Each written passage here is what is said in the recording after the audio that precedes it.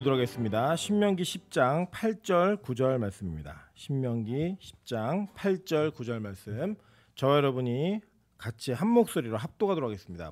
얼마 되지 않는 구절이기 때문에 한 목소리로 합독하겠습니다. 시작. 그때 여호와께서 레위 지파를 구별하여 여호와의 언약궤를 매게 하며 여호와 앞에 서서 그를 섬기며 또 여호와의 이름으로 축복하게 하셨으니 그 일은 오늘까지 이르느니라. 그러므로 레위는 그의 형제 중에 분깃이 없으며 기업이 없고 내 하나님 여호와께서 그에게 말씀하신 같이 여호와가 그의 기업이시니라. 아멘. 네, 우리 주변에 있는 분들에게 이렇게 한번 인사하도록 하겠습니다. 당신의 얼굴을 보니 기분이 좋아집니다. 네, 기분이 좋아지는 은혜가 있으시기를 축원합니다. 오늘은 특별히 우리 그동안 3년 동안 같이 이곳에서 예배하고 또 기도하면서 하나님을 섬겼던 우리 이주영 목사님께서 고별 설교를 하는 날입니다. 사실 고별 설교가 다 교회마다 다 있는 건 아닌데 저희 교회에서는 특별히 또 우리 이주영 목사님과의 관계가 특별했고 또 많은 사랑을 주고받은 관계성이 있기 때문에 강단을 통해서 여러분에게 1, 2, 3부 이 예배의 말씀을 전하면서 하나님께서 주신 귀한 은혜의 교제를 나누고자 합니다. 이 시간 은혜 많이 받으시고 또 하나님께서 주시는 은혜 가운데 계속 기도의 끈이 연결될 수 있는 귀하고 복된 말씀이 선포될 수 있도록 우리 은혜 받으신 마음으로 출발하도록 하겠습니다. 우리 이주영 목사님 나와서 설교하고 또 은혜 나누도록 하겠습니다.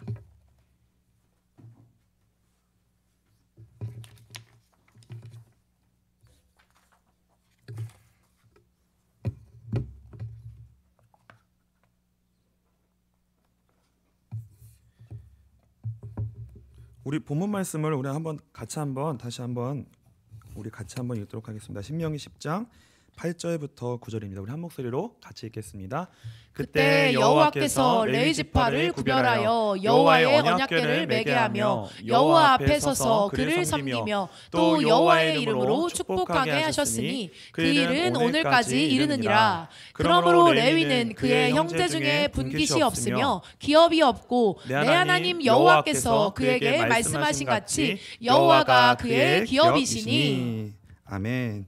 여호와가 그의 기업이시니라 라는 제목으로 오늘 하나님의 말씀 나누도록 하겠습니다. 신명기는 그 모세오경의 마지막에 위치한 책입니다. 오늘 그 간지를 보시면요, 이 신명기의 그 구조가 나와 있어요. 지금 이 신명기가 어떤 배경 속에 있냐면요, 이 모세가 이제 마지막으로 가나안 땅에 들어가기 전에 이스라엘 백성에게 가나안 땅을 건너기 전 장소, 이 아라바 광야, 모압 평야라고도 하는데요, 요단강 동편이에요. 그러니까 요단강 동편에서 지금 서편으로 건너면 바로 가나안 땅입니다. 그 가나안 땅을 지나가기 전에 모세가 이스라엘 백성에게 이제 다시 언약을 다시 설명하고 다시 선포하는 그런 장면이에요. 근데 왜 이것을 다시 하냐면 지금 1세대들은요 광야에서 다 죽었고요. 지금 이 모세의 말을 듣고 있는 이스라엘 백성들은 2세대입니다. 2세대. 이 두 번째 세대들에게 하나님께서 모세를 통하여 다시 언약을 체결하는 이제 그런 내용이에요. 그래서 이 신명기의 구조를 한번 살펴보시면 간지에 어떻게 나와 있냐면요, 이 신명기가 어떤 형태로 되어 있냐면 그 종주권 조약이라는 형태로 되어져 있습니다. 이 종주권 조약이라는 게 뭐냐면요, 그 고대 근동 당시에 강대국과 약소국이 전쟁을 해가지고 강대국이 전쟁을 해서 정복하잖아요. 그 정복을 했을 때 그 약한 나라와 강대국이 조약을 맺습니다. 그 조약을 종주권 조약이라고 하는데 갑을관계의 조약이에요. 쉽게 말하면 노예 계약이에요.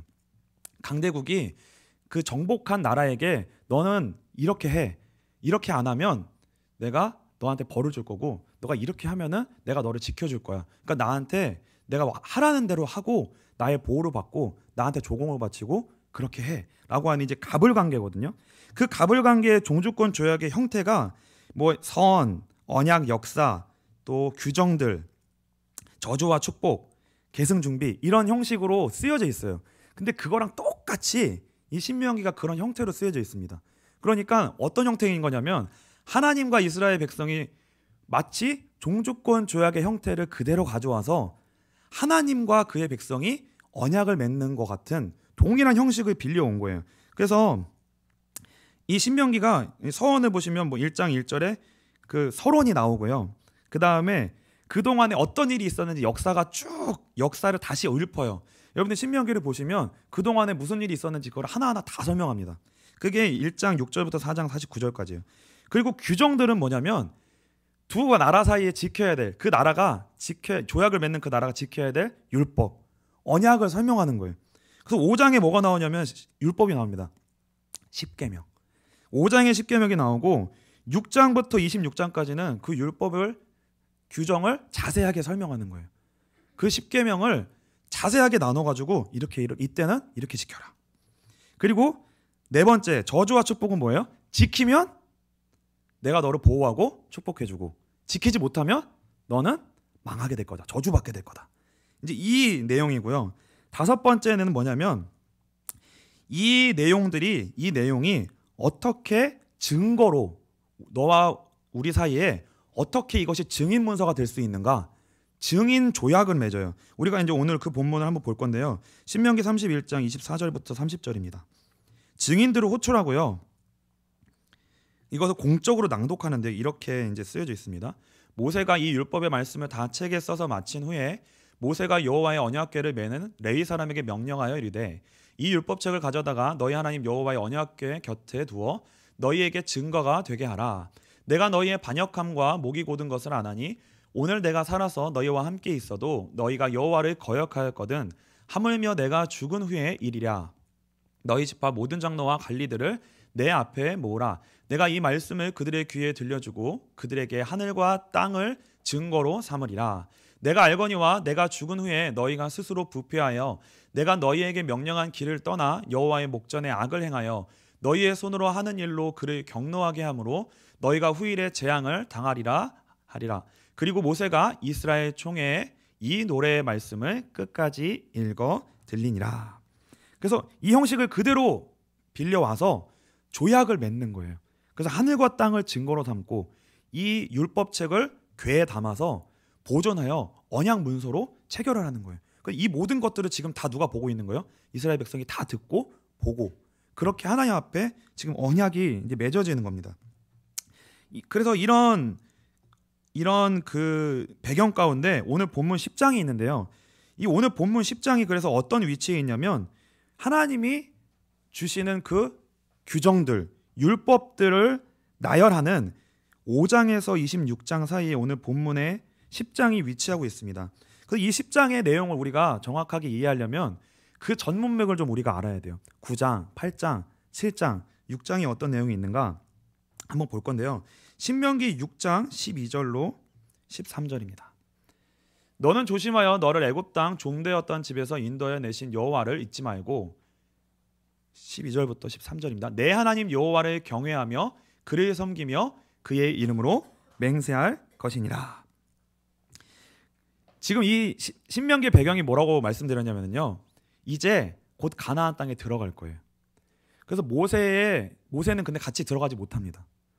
그래서 모세가 계속 반복하는 말이 뭐냐면 내가 함께 있을 때에도 너희는 계속 반역하였거늘. 계속 목이 곧은 백성이었고 하나님의 언약을 잃어버린 백성이었는데 이제 너희는 하나님이 가나안 땅 약속대로 가나안 땅을 주실 건데 그 땅에 들어가게 됐을 때 반드시 기억해야 될 것, 절대로 잊지 말아야 될 것, 이것을 자꾸 말씀하시는 거예요. 그게 뭐예요? 너는 조심하여 너를 애굽 땅 종되었던 집에서 인도해 내신 여호와를 잊지 말고 내 하나님 여호와를 경외하며 그를 섬기며 그의 이름으로 맹세할 것이나. 신명기 7장 1절로 4절입니다. 내 하나님 여호와께서 너를 인도하사 내가 가서 차지할 땅으로 들이시고 내 앞에서 여러 민족 헷 족속과 기르가스 족속과 아모리 족속과 가나안 족속과 브리스 족속과 히위 족속과 여부스 족속 곧 너보다 많고 힘이 센 7 족속을 쫓아내실 때에 내 하나님 여호와께서 그들을 내게 넘겨 내게 치게 하시리라. 그때 너는 그들을 진멸할 것이라. 그들과 어떤 언약도 하지 말 것이요 그들을 불쌍히 여기지도 말 것이며 또 그들과 혼인하지도 말지니 내 딸을 그들의 아들에게 주지 말 것이요 그들의 딸도 내 며느리로 삼지 말 것은 그가 내 아들을 유혹하여 그가 여호와를 떠나고 다른 신들을 섬기게 하므로 여호와께서 너희에게 진노하사 갑자기 너희를 멸하실 것임이니라. 그리고 6절부터 11절입니다. 너는 여호와 내 하나님의 성민이라. 내 하나님 여호와께서 지상 만민 중에서 너를 자기 기업의 백성으로 택하셨나니 여호와께서 너희를 기뻐하시고 너희를 택하심은 너희가 다른 민족보다 수요가 많기 때문이 아니니라. 너희는 오히려 모든 민족 중에 가장 적으니라. 여호와께서 다만 너희를 사랑하심으로 말미암아 또는 너희의 조상들에게 하신 맹세를 지키려 하심으로 말미암아 자기의 권능의 손으로 너희를 인도하여 내시되 너희를 그 종되었던 집에서 애굽 왕 바로의 손에서 속량하셨나니 그런즉 너희는 알라. 오직 내 하나님 여호와는 하나님이시오 신실하신 하나님이시라. 그를 사랑하고 그의 계명을 지키는 자에게는 천대까지 그의 언약을 이행하시며 인애를 베푸시되 그를 미워하는 자에게는 당장에 보응하여 멸하시나니 여호와는 자기를 미워하는 자에게 지체하지 아니하시고 당장에 그에게 보응하시니라. 그런즉 너는 오늘 내가 내게 명하는 명령과 규례와 법도를 지켜 행할지니라. 어떤 뉘앙스인지 아시겠죠? 모세가 이스라엘 백성에게 강조하는 것은 명백합니다. 그동안의 너희의 정체성을 분명히 기억하라는 건데 그게 뭐냐면 어떻게 출애굽했는지 하나님의 전능하신 손과 은혜로 출애굽했고 구원받았다는 거예요. 그리고 이제 가나안 땅에 들어갈 것인데 그것도 무엇 때문이라는 거예요? 너희가 강하고 수가 많아서가 아니라 너희는 지극히 적은 족속이고 너희는 아무것도 아니라는 거예요. 다 무엇 때문이라는 거예요? 아브라함에게 주신 언약을 이루게 하기 위해서. 출애굽하신 것도 구원하신 것도 가나안 땅에 들어가게 하신 것도 다 누구의 은혜이고 누구의 능력이라는 거예요? 하나님의 하심이라는 거예요. 하나님의 은혜이고 하나님의 약속이고 하나님의 능력이라는 거예요. 이것을 절대 놓치면 안 된다는 거예요. 너희는 아무것도 아니라는 거예요. 아무것도 아니라는 거예요. 너희는 하나님의 백성이고 하나님이 특별하게 삼은 여호와께서 지상 만민 중에서 기업으로 백성으로 택함 받은 은혜를 받은 자라는 거. 이거 절대 잊지 말아라. 이거 절대 잊지 말라고 말씀합니다. 그래서 이것 하나를 잊지 않게 하기 위해서 광야 40년을 하나님이 허락하셨다는 거예요. 신명기 8장 1절로 3절입니다. 내가 오늘 명하는 모든 명령을 너희는 지켜 행하라. 그리하면 너희가 살고 번성하고 여호와께서 너희의 조상들에게 맹세하신 땅에 들어가서 그것을 차지하리라. 내 하나님 여호와께서 이 40년 동안에 내게 광야 길을 걷게 하신 것을 기억하라. 이는 너를 낮추시며 너를 시험하사 내 마음이 어떠한지 그 명령을 지키는지 지키지 않는지 알려 하심이라. 너를 낮추시며 너를 줄이게 하시며 또 너도 알지 못하며 내 조상들도 알지 못하던 만나를 내게 먹이신 것은 사람이 떡으로만 사는 것이 아니요 여호와의 입에서 나오는 모든 말씀으로 사는 줄을 내가 알게 하려 하심이라. 같은 말이죠. 하나님이 계속 낮추신 이유는 뭐냐? 왜 그렇게 하나님이 괴롭히듯이 이스라엘을 괴롭히듯이 가두시고 광야에 가두시고요 낮추시고 계속 간섭하시고 가만두지 않으셨어요. 근데 그 이유가 뭐냐면 이스라엘 백성에게 허락하여 주실 모든 은총과 모든 축복은 다 누구 때문에 임하는 거예요? 하나님으로 말미암아 임하게 될 거예요. 그들이 고생해서 얻는 게 아니에요. 하나님의 약속과 은혜 때문에 그들이 상상하지도 못하는 그 약속의 기업을 축복을 이스라엘은 받게 될 겁니다. 하나님 여호와의 말씀으로 말미암아 얻게 되는 기업이 따로 있어요. 그러니까 그것을 얻게 하기 위해서 악착같이 하나님이 낮추신 거예요. 그리고 한 가지만 기억하게 하신 거예요. 하나님만 다 붙들어라. 하나님만 기억해라. 하나님만 의지해라. 이거를 계속 뭐예요? 뼛속까지 하나님이 그것을 심으신 거예요. 심으시는 작업을 하신 거예요. 신명기 8장 17절로 20절입니다. 보세요. 그러나 내가 마음에 이르기를 내 능력과 내 손의 힘으로 내가 이 재물을 얻었다 말할 것이라. 내 하나님 여호와를 기억하라. 그가 내게 재물 얻을 능력을 주셨음이라. 이같이 하심은 내 조상들에게 맹세하신 언약을 오늘과 같이 이루려 하심이니라. 내가 만일 내 하나님 여호와를 잊어버리고 다른 신들을 따라 그들을 섬기며 그들에게 절하면 내가 너희에게 증거하노니 너희가 반드시 멸망할 것이라. 여호와께서 너희 앞에서 멸망시키신 민족들 같이 너희도 멸망하리니 이는 너희가 너희 하나님 여호와의 소리를 청종하지 아니함이니라. 분명히 말씀하고 있죠. 가나안 땅에 들어가게 되면 내 마음에 이르기를 내 능력과 내 손의 힘으로 내가 이 재물을 얻었다 말할 것이라는 거예요. 분명히 이렇게 말할 거라는 거예요.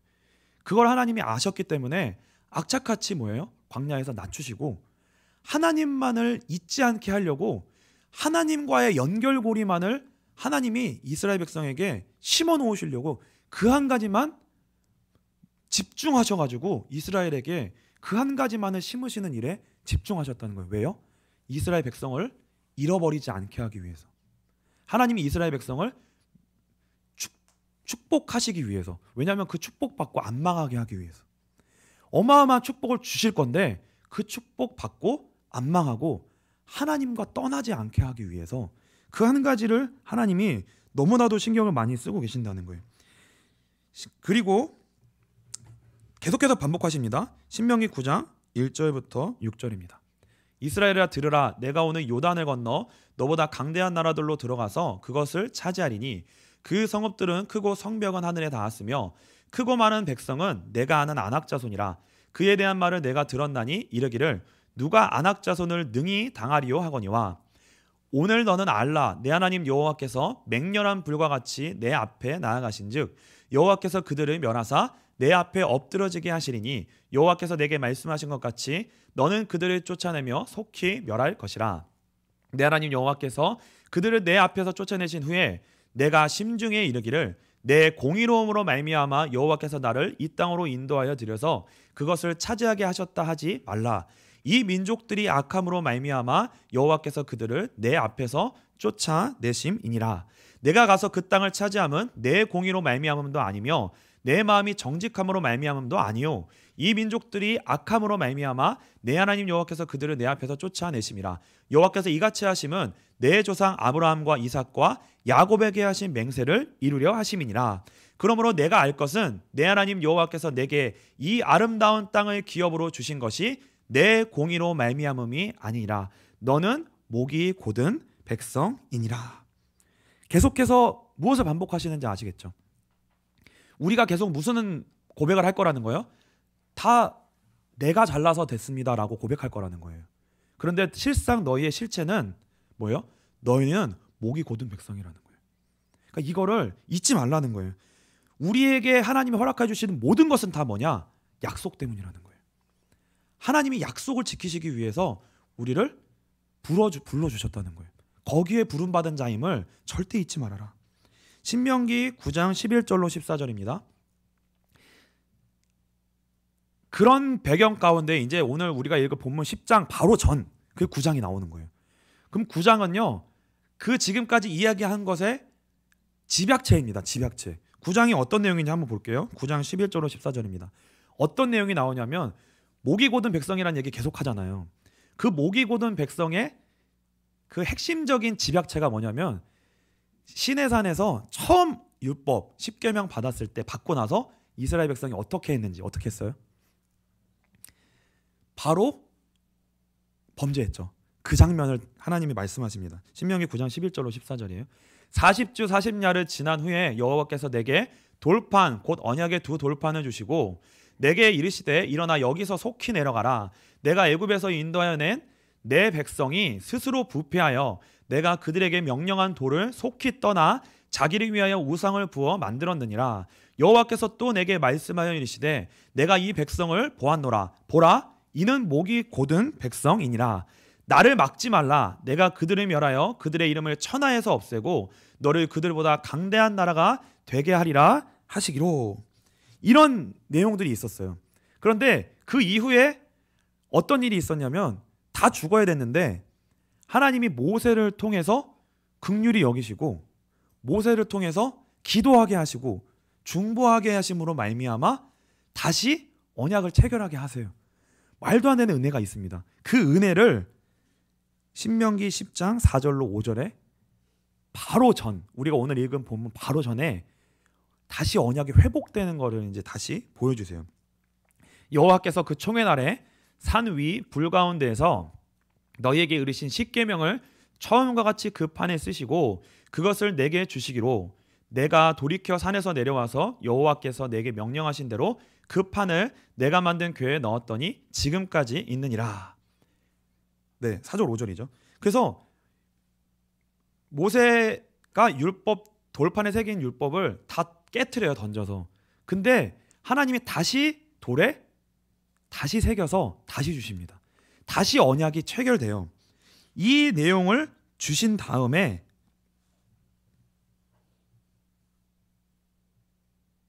제가 간지에는 빼야 될 거를 못 뺐네요. 이거 빠진 겁니다. 이게 5절이 안 나오고 다른 것들이 나왔네요.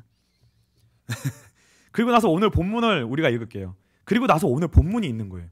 그럼 오늘 본문이 어떤 의미인지를 이제 아시게 될 거예요. 신명기 10장 8절로 9절입니다. 그때 그런 배경 속에 다시 언약을, 절대 언약이, 이스라엘 백성이 하나님과 언약이 계속 언약 관계가 깨져요.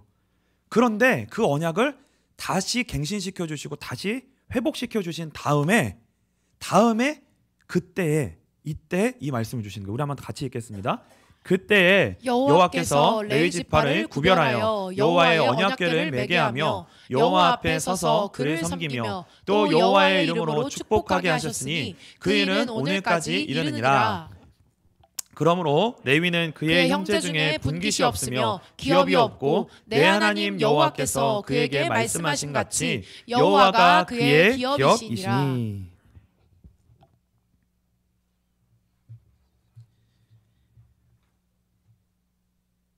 그때 여호와께서 레위 지파를 따로 구별하셨다는 겁니다.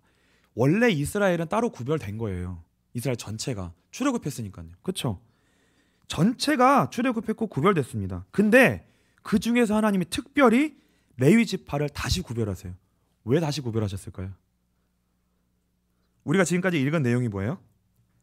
이스라엘은 목이 곧은 백성이고 하나님을 잊어버리고 불순종하는 근본적인 결함이 있기 때문이에요. 하나님과의 관계가 계속 끊어지는 거예요. 그게 이스라엘 백성의 근본 결함입니다. 그래서 그 문제 때문에 하나님이 그래서 레위 지파를 구별하셔서요, 특별하게 부르셔가지고 어떻게 부르시냐면 다시 한번 본문 읽을게요. 이 레위 지파의 사명이 뭐냐면요, 8절 한번 보여주실래요? 여호와 레위 지파를 구별하여 여호와의 언약궤를 매게 하며 여호와 앞에 서서 그를 섬기며 또 여호와의 이름으로 축복하게 하셨느니. 첫 번째는 뭐냐면 여호와의 언약궤를 매게 하셨습니다. 언약궤를 떠나지 못하게 하셨어요. 그러니까 레위 지파도 이스라엘 백성이잖아요. 그러니까 똑같이 레위 지파도 목이 곧은 백성이고 똑같이 하나님을 떠나고 불순종할 수밖에 없고, 항상 시와 때마다 뭐라고 얘기하냐면 이건 내가 했어, 이건 나 때문에 이루어진 거야, 내가 대단한 사람이야 라고 얘기하고 하나님을 잊어버리는 똑같은 동일한 존재인데, 그 레위 지파를 불러다가 뭐 하게 하시냐면 언약궤에다 붙여놓으시는 거예요. 이게 무슨 의미인지 아시겠어요? 하나님을 못 떠나게 하는 거예요. 하나님을 떠날 수 없게 그냥 하나님이 레위 지파를 불러가지고 하나님과 붙어있게 하는 거예요. 그냥 떠날 수 없게. 그래서 언약궤가 가는 곳마다 같이 있어야 되고 계속 언약궤를 몸에 짊어지고 다니게 하시고 언약궤를 떠날 수 없게 하시는 거예요. 이게 좋은 걸까요? 나쁜 걸까요? 여러분, 매일 예배 드리는 거 좋은 걸까요? 나쁜 걸까요?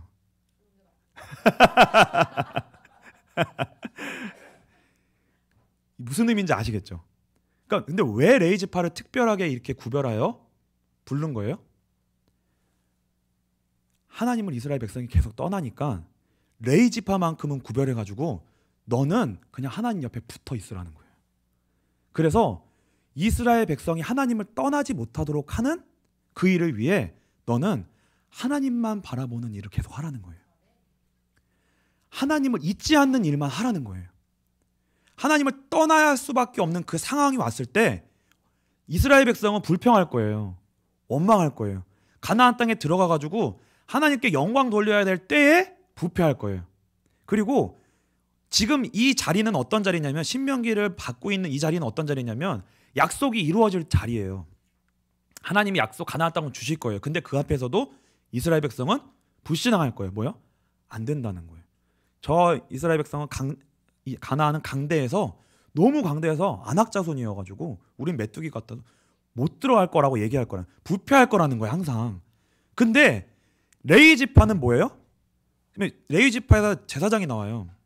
그리고 레위 지파의 제사장과 성전을 섬기는 자들이 거기 있는 거예요. 그러니까 레위 지파는 뭐 하라는 거예요? 너는 이제 불신앙도 못해.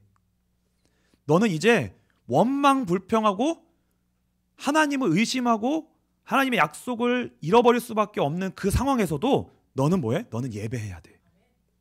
너는 기도해야 돼. 원망이 나와도 너는 찬송해야 돼. 그 말이에요. 우리가 지금 기뻐서 매일 예배 드리나요? 우리가 선해서 매일 예배 드리나요? 우리에게 막 하나님을 아는 것이 너무 영광스러워 가지고 막 매일 예배를 드려요? 아니에요. 우리는 예배 드릴 때마다 똑같아요. 매일 자리에 올 때마다 오늘도 예배 찬송이 그냥 자동으로 안 나오고 매일매일 원래 모습으로 돌아가고 문제와 환경이 오면 하나님이 안 보이고 원망하고 안 믿어지고 항상 원래 자리로 돌아가요. 근데 왜 하나님이 우리에게 매일 예배를 드리게 하시는 거예요? 우리를 특별하게 부르시는 거예요. 그 자체가 하나님 우리를 사랑하시는 거예요.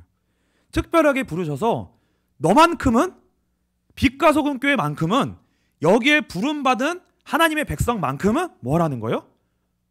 계속 기도하고 계속 예배하고 하나님을 바라보는 일에 있어서 떠나지 말라는 거예요. 어떻게 해요?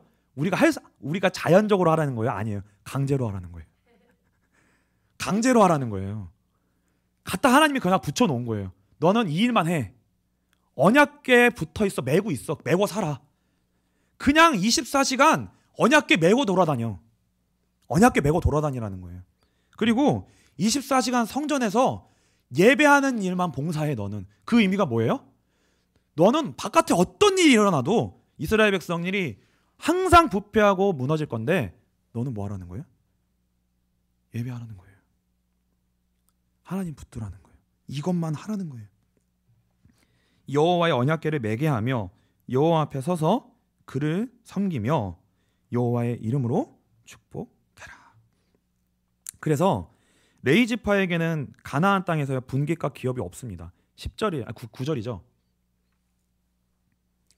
한번 크게 띄워주시겠어요? 그러므로 레위는 그의 형제 중에 분깃이 없으며 기업이 없고 내 하나님 여호와께서 그에게 말씀하신 같이 여호와가 그의 기업이니라. 레위 지파는 가나안 땅에 하나님이 주실 땅이 없어요. 그러니까 가나안 땅에 들어가도 누릴 게 없어요. 그거 누리는데 너는 목적이 없다는 거예요. 이스라엘 이 레위 지파는 뭐냐면, 그러니까 항상 이스라엘 전체 지파의 119와 같은 거예요. 24시간 레위 지파는 24시간 이스라엘의 응급실 역할을 하는 거예요. 임 목사님이 저번 주에 얘기하신 것 같아요. 주일날 저희에게 안식이 있습니까? 여러분 주일날 쉼이 있으세요? 주일 3번 예배 드리고 하늘은 또 가야 돼요. 쉼이 있나요? 그러니까 이게 뭐냐면 하나님이 우리 빛과 소금 교회 예배를 우리의 삶의 현실에 무게가 있는데 거기다가 대충 드리는 예배도 아니고 예배의 숫자도 더 많고 그 예배 한 번 드릴 때 강도도 세요. 근데 빛과 소금 교회 예배만 드리는 게 아니라 저 기도원 가서도 또 예배를 드리래요. 그러면 이게요, 과부하 중에 과부하가 아니고요, 어마어마한 짐과 무게를 하나님이 빛과 소금 교회에 탁 이렇게 얹혀 놓으신 거예요. 여기에 무슨 안식이 있어요? 쉼이 있어요? 없어요. 이거는 뭐냐면 쉬지 말고 기도하라는 거예요. 쉬지 말고 예배하고 쉬지 말고 하나님만 바라보라는 거예요. 그러니까 지금 축복받고 다른 데 시간 쓰는 거에 우리는 부름이 없는 거예요. 그리고 문제가 하고 어려움이 와도 그것 때문에 원망하고 낙심하고 힘들어하는 거에도 부르심이 없어요. 이게 힘든 것 같아서 보이세요? 아니면 진짜 축복처럼 느껴지세요? 놀지 말고 예배 드려야 되는 걸 보면 힘든 것 같아요. 근데 이 부르심에 순종하잖아요. 어떻게 되냐면 세상은 다 망하는데 망하는 일이 와도 세상은 다 메말라가고 없는 일이 와도 빛과 소금 교회는 예배가 멈추지 않고 은혜가 끊어지지 않을 거예요. 그렇게 될 겁니다.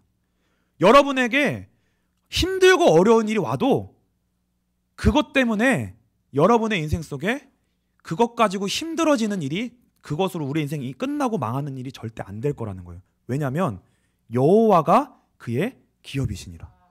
여호와가 그의 기업이시니라. 오직 하나님과의 관계를 점검하고 회복하고 유지하는 일에만 몸부림치라는 거예요. 그게 레위지파의 사명이에요. 그러니까 레위지파가 뭐냐면 평생 죄에 대해서 민감하라는 거예요. 그러니까 레위지파는 좋은 일이 와도 죄질까 봐 두려워 떨어야 되고요. 힘든 일이 와도 그것 때문에 죄질까 봐 두려워 떨어야 돼요. 24시간 하나님과의 관계에 민감해야 돼요. 그러니까 이게요, 힘들 수도 있어요. 그러니까 다른 사람들은 오늘 소진자매가 주일을 온다고 했는데 소진자매는 약간 하나님이 그 예배에 대한 숫자에 큰 터치를 안 하세요. 근데 특별히 여러분들 가운데는 예배에 대하여 빠지지 못하도록, 그리고 뭐 이런 일, 원망하는 일, 불평하는 일, 이런저런 거 가지고도 다른 사람한테는 괜찮은데 나는 조그만 아주 합리적이고 좋은 생각임에도 불구하고 너는 그것도 죄야라고 얘기하실 거예요. 너는 이것도 죄야. 그것도 죄야. 너는 잘 돼도 죄고 안 돼도 죄야. 우리한테 계속 이것 옴짝달싹 못하도록, 움직이지 못하도록 죄의 지적을 하나님이 우리에게 계속 하실 거예요. 근데 이게요, 엄청 힘들어요. 그래서 저도 3년 동안 엄청 힘들었어요. 4년 동안 진짜 엄청 힘들었어요. 엄청 힘들었어요. 평생 죄에 대해 민감하고 뭐만 해야 되냐면 우리 가운데 하나님이 함께 하시는 그 일, 하나님이 떠나시지 아니하시는 일, 그 한 가지만을 날마다 뭐예요? 사모하고 붙들고 그 하나님의 임재만을 위해서 뭐예요? 등불을 켜고 있으라는 거예요. 그게 레위지파예요. 그러니까 레위지파는 되게 한편으로 보면 굉장히 막 불쌍한 것 같고요. 남들은 가나안 땅 구경 가고 이래도요, 레위지파는 나가지도 못해요. 그냥 성막 안에 있어야 돼요. 그 일만 해야 돼요. 다른 데 구경도 못해요. 예배만 드리는 거예요. 예배만 드리는 거예요. 근데 이게 갇혀 있는 것 같고요, 정말 힘든 것 같은데 이게 다른 말로 말하면 이게 예수 믿는 겁니다. 다른 거 하지 말고 오직 예수만 붙들어라. 오직 예수만 붙들어라. 오직 예수를 붙드는 일에만 생명을 걸고 살아라. 이게 예수 믿는 거예요. 그래서 사무엘상 12장 23절로 24절입니다. 이게 같은 레위지파였던 제사장이었던 그리고 사사였던 이 사무엘의 고백이거든요. 나는 너희를 위하여 기도하기를 쉬는 죄를 여호와 앞에 결단코 범하지 아니하고 선하고 의로운 길을 너희에게 가르칠 것인즉 너희는 여호와께서 너희를 위하여 행하신 그 큰 일을 생각하여 오직 그를 경외하며 너희의 마음을 다하여 진실이 섬기라. 여러분 24시간 기도하세요? 근데 여러분의 마음 가운데 내가 기도를 쉬면 이게 죄다라고 느껴본 적 있으세요?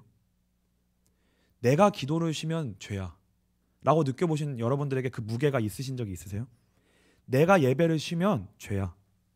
그러니까 이게 율법이 아니에요. 그러니까 이게 율법을 말하는 게 아니라 우리를 하나님이 레위지파로 부르셨기 때문에 레위지파가 예배를 쉬고 기도를 쉬면 어떻게 되는 거예요? 이스라엘 전체에 문제가 생기는 거예요. 이스라엘을 하나님이 떠나시고 이스라엘에 하나님이 떠나심으로 말미암아 이스라엘은 계속 율법을 범하기 때문에 하나님의 벌이 이스라엘에게 임해요. 그러니까 하나님이 우리를 왜 예수 믿게 하신 거예요? 예수를 믿게 하신 게 무슨 의미예요? 우리가 예수를 잘 믿으면 우리 가정에 하나님이 함께 하시는 거예요. 우리가 예수를 잘 믿으면 이 나라에 하나님이 함께 하시는 거예요. 우리가 예수를 잘 믿으면 빛과 소금교회 하나님이 함께 하시는 거예요. 여러분이 기도하고 여러분이 예배를 잘 드리면 하나님이 우리 가운데 함께 하시는 거예요. 그게 우리의 사명이고 그게 예수 믿는 하나님 자녀의 사명인 거예요. 그래서 우리가 예배를 안 드리고 우리가 기도를 안 하면 우리는 그게 우리의 사명을 저버린 일이고 그것 때문에 우리에게도 하나님이 떠나시고 우리로 말미암아 축복받아 하나님이 함께 하시는 축복을 받아야 될 사람들이 있는데 그 사람들에게 하나님의 축복이 우리로 말미암아 우리가 기도를 쉬는 죄로 말미암아 그들에게 사망이 임하게 되는 거예요. 그러니까 이거 율법이 아니에요. 율법이 아니라 하나님이 우리를 복의 근원으로 부르신 거예요. 우리가 예배하면 다 산다는 거예요. 우리가 기도하면 다 산다는 거예요. 그러니까 우리가 예배하지 않고 기도하지 않는 게 그게 죄라고 우리에게 얘기하시는 거예요. 이게 율법이 아닌 거예요. 율법적인 것이 아닌 거예요. 레위 지파는 그래서 쉴 수 없습니다. 그래서요, 광야는 이스라엘 레위 지파에게 광야는 고난이 아니에요. 광야는 고난이 아니에요. 축복의 자리입니다. 그리고 가나안 땅에 가는 것도 그게 축복이 아니에요. 그게 중요한 게 아니에요.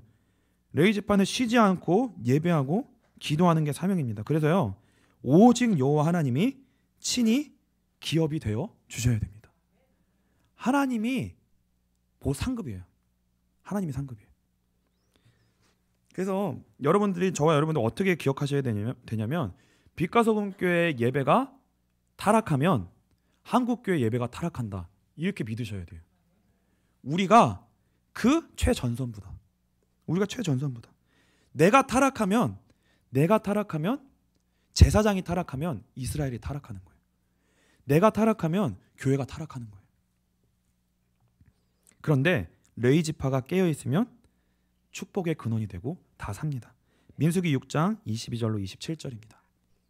여호와께서 모세에게 말씀하여 이르시되 아론과 그의 아들들에게 말하여 이르기를 너희는 이스라엘 자손을 위하여 이렇게 축복하여 이르되 여호와는 내게 복을 주시고 너를 지키시기를 원하며 여호와는 그의 얼굴을 내게 비추사 은혜 베푸시기를 원하며 여호와는 그 얼굴을 내게로 향하여 드사 평강 주시기를 원하노라 할지니라 하라. 다 읽었나요? 되게 빨리 읽었네요. 다시 한번 읽을게요. 우리 한번 같이 다시 한번 읽겠습니다. 22절부터 27절입니다. 여호와께서 모세에게 말씀하여 이르시되 아론과 그의 아들들에게 말하여 이르기를 너희는 이스라엘 자손을 위하여 이렇게 축복하여 이르되 여호와는 내게 복을 주시고 너를 지키시기를 원하며 여호와는 그의 얼굴을 내게 비추사 은혜 베푸시기를 원하며 여호와는 그 얼굴을 내게로 향하여 드사 평강 주시기를 원하노라 할지니라 하라. 그들은 이같이 내 이름으로 이스라엘 자손에게 축복할지니 내가 그들에게 복을 주리라. 아멘. 레위 지파의 사명이 뭐예요? 언약궤를 평생 메고 다니는 거고 이게 뭐예요? 평생 예배자가 되는 거예요. 평생 예수의 십자가를 몸에 짊어지고 다니는 거예요. 사는 거예요. 그리고 평생 여호와의 전에 들어가서 여호와를 섬기는 거예요. 그리고 마지막이 뭐였냐면 여호와의 이름으로 축복하는 거예요. 이 앞에 두 가지를 열심히 하잖아요. 그러면 어떠한 자리에 하나님이 우리를 세우시냐면 모든 사람을 축복하는 위치에 서게 하십니다. 내 이름으로 축복하게 하세요. 근데 그 축복의 내용이 뭐예요? 오늘 민수기 방금 읽은 6장 21절 27절의 핵심이 뭐예요?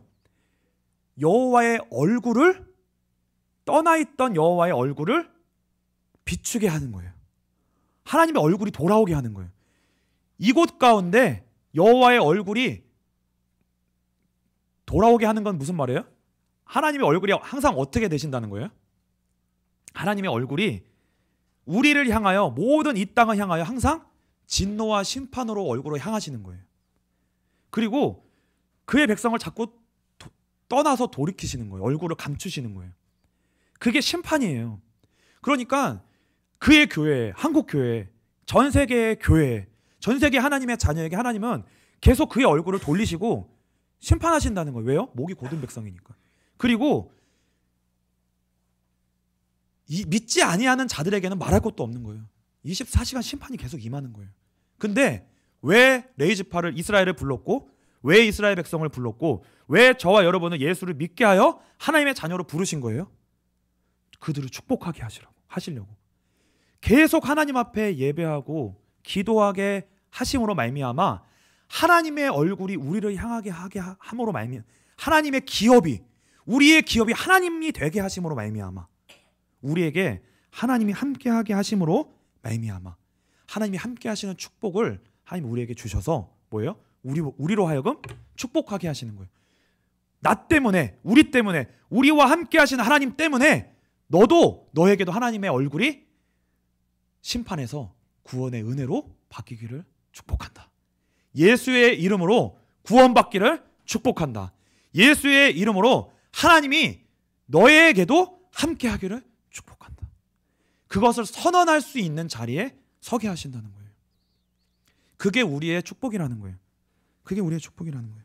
그래서 오늘날에는요, 이 하나님과의 관계에 가장 최전방에서 이 뿌리를 지키는 특별한 부르심이 반드시 필요합니다. 그 교회가 빛과 소금교회 되시기를 주님으로 축복합니다. 그 예수 믿는 자가 진짜 예수 믿는 하나님의 자녀가 여러분이 되시기를 주님으로 축복합니다. 하나님은 약속을 이루시기 위해 하나님의 때에 출애굽의 은혜를 베푸십니다. 그래서 이 땅의 어느 교회에게는 어느 하나님의 자녀에게는 많은 사람들을 구원으로 이끄는 출애굽과 같은 일을 맡기시는 교회가 있을 거예요. 그리고 그 일에 그 전도에 사용하시기 위해 사용하시는 그의 자녀들도 있으실 거예요. 빛과 소금 교회에게도 그 은혜를 하나님 맡기실 수도 있어요. 어떤 역할을 맡기실지는 모릅니다. 그런데 그 출애굽의 은혜에 동참하는 것은 최전방이 아니에요. 그건 최전방이 아니에요. 그리고요, 하나님이 이 땅에 가나안을 정복하는 승리에 동참하도록 그 일에 사용하시는 교회도 있으실 거예요. 전쟁하여 승리하고 이기는 일에, 싸우는 일에 사용하여 그 승리를 경험하게 하시는, 하나님은 승리하게 하시는 분이다 라는 그 어마어마한 승리를 계속 맛보게 하시는 그 역할에 사용하게 하시는 교회도 있을 거고, 그 부르심에 위하여 부르신 하나님의 자녀도 있을 거예요. 그런데 그건 다 뭐냐면 최전방이 아니에요. 왜요? 출애굽한 백성도 그 일을 경험하고 어마어마한 일을 경험했던 그 나라와 그 교회도 어떤 일이 벌어져요? 그 일을 경험하고 나서 목이 고든 백성이기 때문에 타락할 겁니다. 어마어마한 가나안 정복이라는 것을 경험할 거예요. 교회는 반드시. 왜요? 하나님의 약속이니까. 어떤 사람을 세워서라도, 어떤 교회를 세워서도 그 일을 이루실 거예요. 그 일을 이루실 거예요. 이 한국 교회, 이 땅, 이 나라의 다른 세계에든지 그 일은 계속 일어날 겁니다.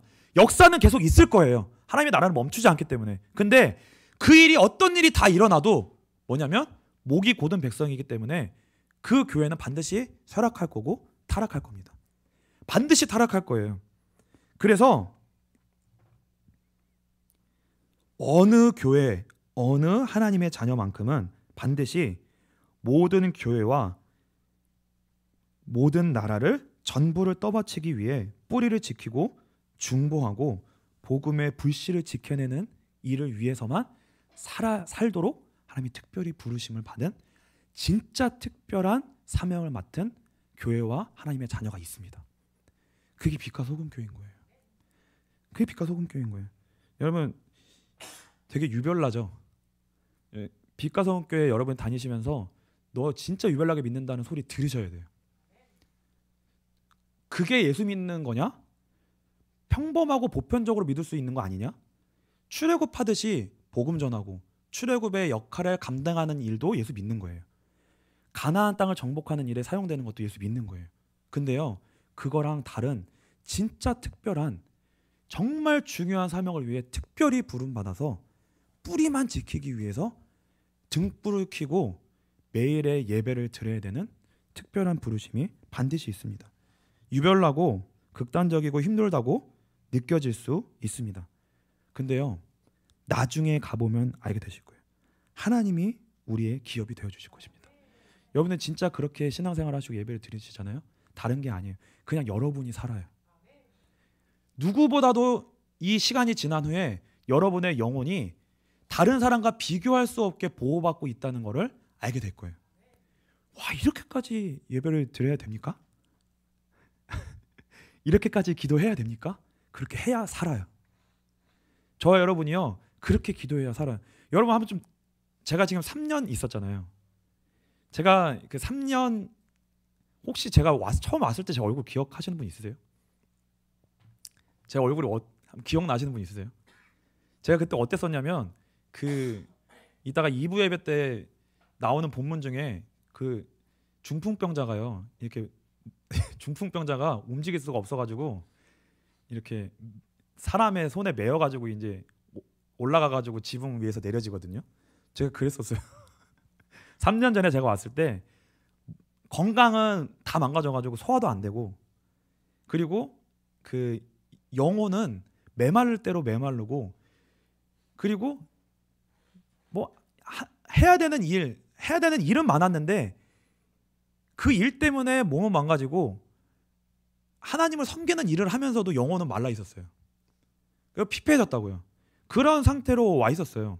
근데 지금 제 얼굴은 어떠신 것 같으세요? 그때보단 좀 낫죠. 근데 이유가 한 가지밖에 없어요. 그냥 뭐 자의로 드렸던 억지로 드렸던 미친 듯이 예배드리고 기도한 거예요. 미친 듯이. 그러니까 여러분들은 교역자는 아니니까 하나님이 저만큼은 예배하고 기도하게는 안 하셨어요. 안 하셨을 수도 있어요. 근데 저는 하나님이 되게 더 가만히 안 두시더라고요. 옆에 이 목사님을 두셔가지고 제가 사실 이 목사님 욕 되게 많이 했어요. 그 이 목사님이 그 한번 그 얘기 하셨잖아요. 우리 교회 부교역자들이 자기를 어떻게 말했을까? 뭘 어떻게 말해요? 욕 많이 했죠. 어떻게 뭐 제가 욕 안 했겠어요. 그냥 하여튼 이상했어요. 아니 목사님이 이상하기도 했고, 아니 목사님의 존재 자체도 좀 이상하고, 빛과 소금교회도 좀 이상하고, 하면도 좀 이상하고, 좀 이상했어요 진짜. 근데 그 너무 힘들고 내가 진짜 이게 뭐 하는 거지 싶고, 이 빛과 소금교회 예배 다 드리고 하늘문 다니고 계속 그 다닌다는 게요, 저도 힘들 정도였으니까요. 저도 그러니까 예배를 드리는 게 힘들고 싫은 게 아니라 이게 뭘 의미하는지를 모르겠는 거예요. 왜 이렇게 해야 되는지를 모르겠는 거예요. 그리고 왜 이렇게까지 저 월요일 날 거의 참 많이 빠지지 않고 월요일 날 계속 하늘문에 예배를 다녔거든요. 근데 한 번 도망가고 빠지려고 하면 이게요, 참 그거 못하게 하시더라고요. 그거를. 근데 왜 그렇게까지 해야 되는지를, 그게 이해가 안 되는 거예요. 그게 이해가 안 되는 거예요. 아니 목사가 예배 드리는 게 힘든 건 아니잖아요. 그게 힘들진 않은데 이게 뭔지를 모르겠는 거죠. 이게 뭔지를. 근데요, 그렇게 예배하고 그렇게 기도했더니 그때 지금 와서 생각해 보면은 더 했어야 돼요, 사실은. 근데 부족하게 하셨지만 그렇게 했기 때문에 그나마 뭐가 된 거냐면, 그나마 제 영혼이 조금 뭐냐면 보호를 받는 거예요. 야, 이 정도 기도해야 영혼이 숨을 쉬는구나. 이 정도 기도해야 진짜 환경과 문제와 상황 속에서 내 안에 있는 죄를 약간 거기서 약간 간격이 생기는구나. 약간. 그러니까 우리는 그냥 붙어 있어요. 그냥 붙어 있고, 우리는 하나님과의 관계가 그 연결이 안 되는 거예요. 생명이 없는 거예요. 그냥 예배 드리는 거, 종금 기도하는 거 가지고는요, 절대로 회복 없습니다. 절대로 회복이 없어요. 그래서 하나님이 저와 여러분을 다른 게 아니라 그냥 저와 여러분을 무조건 너무 사랑하시는 거예요. 무조건 저와 여러분의 영혼을 구원할 계획이 있는 거예요. 그냥 살리실 거예요. 살리시기를 원하시는 거예요. 강제로라도. 왜냐하면 우리가 강제로, 우리는 자유의지를 가지고 하나님을 무조건 떠나니까 강제로 뭐야? 언약궤 매라는 거예요. 예배를 매라는 거예요. 십자가를 매라는 거예요. 그게 구원이에요. 그래서 그렇게 예배를 드리시다 보면 쉬는 날도 없고 노는 날도 없고, 다른 교회는 뭐 주일날 좀 쉬는데 그래도 하늘문 가야 되고, 가세요. 저도 올 거예요. 저도 올 겁니다. 교회 떠나는 거 아니에요. 저 교회 떠나는 거 아니에요. 저는 이제 더 힘들어져요. 그 교회도 섬겨야 되고 빛과 소금교회도 섬겨야 되고 하늘문도 섬겨야 돼요. 그렇게 하실 거면 저 따라오세요. 여기 있는 게 나을걸요? 저는 거기 가서 지금보다 더 뭔가를 하나님이 더 요구하시는 거예요. 근데 그것도 너는 해야 되고 빗소도 섬겨야 되고 너는 하늘문도 섬겨야 되는 건 너 그렇게 해라는 거예요. 그러니까 저는 좋을까요? 지금 나쁠까요? 절대 기쁜 마음으로 떠나는 게 아니에요. 떠나는 게 아니라 떠나는 게 아니에요. 떠나는 게 아니라 하나님이 빛과 소금 교회를 통해 묶어 주셔서 계속 하나님이 여러분들도 저를 위해서 기도를 쉬시면 안 됩니다. 쉬시면 안 돼요. 저한테 1%라도 은혜 받으셨으면 쉬시면 죄예요. 계속 기도하셔야 돼요. 어떻게 기도하셔야 되냐면 빛과 소금 교회에 무조건 오게 해주세요. 여기와 절대 끊어지지 않게 계속 뭐냐면 제가 이 빛과 소금 교회가 베이스 캠프가 될 수 있도록 제가 거기 가면 말릴 거예요. 분명히 여기처럼은 여기보다 배 이상으로 제가 혼자 이제는 하나님 앞에 몸부림을 쳐야 될 거예요. 더. 그러니까 기도해 주셔야 돼요. 기도해 주셔서 빛과 소금 교회에 한 번 올 때 제가 충전받고 또 제 은혜를 빛과 소금 교회에 또 나눌 수 있도록 여러분들이 기도해 주셔야 되고요. 또 뭐냐면 하늘문 오는 거 절대 안 끊어지게. 아 진짜예요. 이게 저한테서 끊어지는 순간 빛과 소금 교회랑도 끊어질 거예요. 근데 저는 하나님과도 끊어질 거예요. 제 사역을 하면서 제 영혼은 하나님의 은혜하고 떨어질 거예요. 분명 저 혼자는 아직 스스로 그만큼은 안 돼요. 그러니까 어떻게든 악착같이 하나님 나 혼자 죽지 않고 나 혼자 매일 예배로 죽지 않고 저 이 목사님도 붙여주십시오. 같이 가게 해주십시오. 기도해 주셔야 돼요. 그래서 이렇게 예배하고 매일 예배하면 어느 날 우리에게 어떤 마음이 생기냐면 광야여도 괜찮구나. 광야여도 괜찮구나. 응답 안 주셔도 괜찮구나. 그런 마음을 하나님이 주실 거고요. 여러분이 하나님의 약속의 때 가나안 땅에 축복을 은혜로 주실 수도 있어요. 근데 그것도 중요하지 않구나. 그것도 중요하지 않구나. 하나님이 우리의 기업이 되는 게 진짜 축복이구나. 진짜 축복이구나. 그래서 여러분에게 먼저 구원의 은혜가 임할 거고요. 행복해질 거고요. 지금보다 더 이 사명을 정체성을 분명하게 기억하셔서 이 예배의 불씨를 지키시고 그 예배자의 사명을 지키시고 예배드리고 기도하고 예수를 붙잡는 그 일에 있어서 최고의 특별한 부르심을 받고 하나님의 간섭과 통치를 받고 그것을 몸으로 느낄 수 있고 진짜 영혼의 회복으로 느낄 수 있고 하나님의 임재를 사실적으로 얻고 기업으로 얻는 빛과 소금 교회 모든 여러분 한 분 한 분 되시기를 주님의 이름으로 축복합니다. 오늘 시간 충만 우리 찬송하고 잠깐 기도하겠습니다.